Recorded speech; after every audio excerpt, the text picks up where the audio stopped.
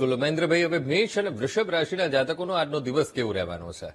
અલય એટલે મેષ રાશિ છે. મેષ રાશિનો સ્વામી છે મંગળ.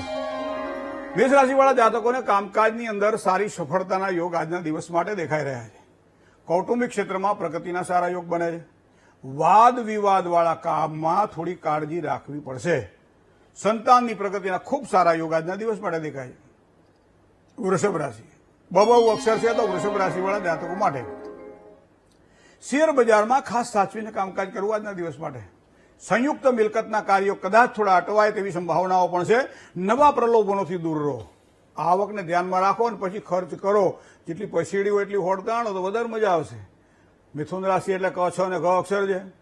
જૂના પ્રશ્નોમાં ઉકેલ આવે એના માટે પ્રયત્ન કરવા પડશે. આજે વડીલ વર્ગ દ્વારા સારા આશીર્વાદની પ્રાપ્તિ થશે.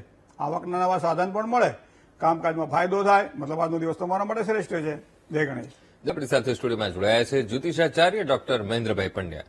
મહેન્દ્રભાઈ, હવે કર્ક, સિંહ અને કન્યા રાશિના જાતકોનો આજનો દિવસ કેવો રહેવાનો છે? કર્કશ્યાધિપતિ ચંદ્રમા જેનો સ્વામી છે ડ અને હ અક્ષરવાળી જાતિ એટલે કર્ક રાશિવાળા જાતકો છે.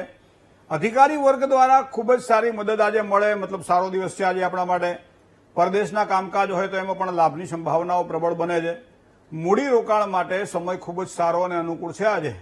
કાનૂની કામકાજ કરવાના હોય તો થોડીક કાળજી રાખવીને કામકાજ આજે કરશો તો વધારે સારી સફળતાની પ્રાપ્તિ થશે. વાત કરીએ સિંહ રાશિની મ અને ટ અક્ષર છે એવા સિંહ રાશિવાળા જાતકો માટે સંપત્તિને લગતા કામકાજ હોય તો થોડો અવરોધ રહે તેવી સંભાવનાઓ દેખાય છે. મશીનરી, વાહન વગેરેથી ખૂબ જ સારો લાભ થાય. સામાજિક ક્ષેત્રની અંદર પણ માન વધી શકે છે આજે. સંતાન બાબતે સારું વિચારી શકાય. ખૂબ જ યોગ સારા છે. કન્યા રાશિની વાત કરીએ તો પ, ઠ અને ણ અક્ષર છે કન્યા રાશિના. કન્યા રાશિવાળા જાતકો માટે આજે મોડી રાતના ઉજાગરા નુકસાન ન કરાવે થોડું ધ્યાન રાખવું પડશે. રોકાણ માટે તો સમય મધ્યમ દેખાઈ રહ્યો છે. એટલું બધું મોટું રોકાણ કરવાનું હોય તો ધીરજ રાખવી પડશે. ખાસ કરી સ્પર્ધાત્મક પરીક્ષાઓ માટે થોડીક મહેનત વધારો કરજો, કારણ કે આગળ જતા સારી સફળતા મળશે. પરદેશ રહેતા સંતાનો દ્વારા સારી સુખાકારીના યોગ આજના દિવસ માટે કન્યા રાશિના જાતકોના દેખાઈ રહ્યા છે. જય ગણેશ. આપણી સાથે સ્ટુડિયોમાં જોડાયા છે જ્યોતિષાચાર્ય ડોક્ટર મહેન્દ્રભાઈ પંડ્યા. મહેન્દ્રભાઈ, હવે તુલા, વૃશ્ચિક અને ધન રાશિના જાતકોનો આજનો દિવસ કેવો રહેવાનો છે? ર અને ત જેના અક્ષર છે તો તુલા રાશિવાળા જાતકોની જો આજે જોઈએ વાત નક્ષત્ર બળ પ્રમાણે તો નોકરી કરતા હોય ચાહે ધંધો કરતા હોય આજના દિવસ માટે કાલ કરતા આજે સારો દિવસ છે. મતલબ લાભ થવાનો છે. આર્થિક બાબતોની અંદર પણ આજના દિવસ માટે સારા લાભની શક્યતાઓ પ્રબળ બની રહી છે. પિતરાઈ ભાઈઓ દ્વારા પણ સારો સહકાર પ્રાપ્ત થશે અને આ બધાના કારણે તમારા આત્મવિશ્વાસમાં વધારો થાય આવા યોગ પણ દેખાઈ રહ્યા છે. હવે વાત કરીએ વૃશ્ચિક રાશિની અક્ષર જેના ન ય છે તો વૃશ્ચિક રાશિવાળા જાતકો માટે કોઈ પણ જૂની ઉઘરાણીમાં સફળતા મળે. મતલબ કે ક્યાંક કોઈ આપી દીધેલું હોય તો લેવાનો પ્રયત્ન કરજો. શેર બજારમાં પણ લાભની સંભાવનાઓ છે. કુંડળીમાં બીજા ગ્રહો પણ મજબૂત જોઈએ.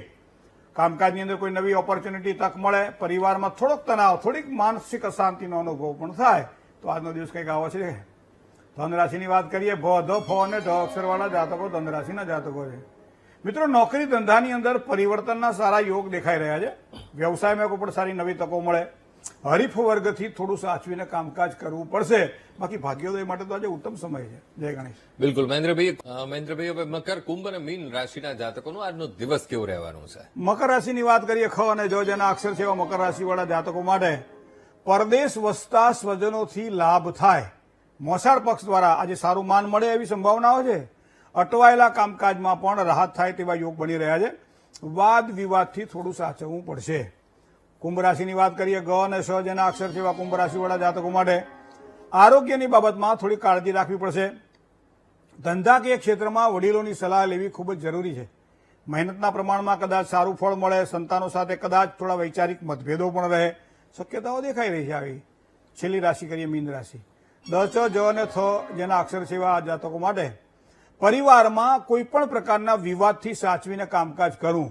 નોકરિયાત વર્ગને ખાસ કરી અને બહેનોને પ્રગતિના ખૂબ સારા યોગ બની રહ્યા છે. નાના મોટા રોકાણ કરવાના હોય તો સારા લાભની શક્યતાઓ પણ બને છે.